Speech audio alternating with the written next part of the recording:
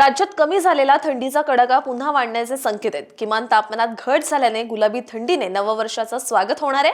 आज 30 डिसेंबर रोजी राज्याच्या किमान तापमानात चढ-उतार कायम राहणार आहेत, तर 2 दिवसात तापमानाचा पारा घसरण्याची शक्यता हवामान विभागाने वर्तवली आहे। उत्तर भारतात थंडीचा कडाका पुन्हा वाढू लागलाय। सोमवारी म्हणजेच काल 29 डिसेंबर रोजी पंजाबच्या हिस्सार येथे देशाच्या सपाट भूभागावरील निचांकी 2.1 अंश किमान तापमानाची तर सकाळी 8:30 पर्यंतच्या 24 तासांमध्ये केरळच्या कोट्टयम येथे देशातील उच्चांकी 35.5 अंश सेल्सिअस तापमानाची नोंद झाली।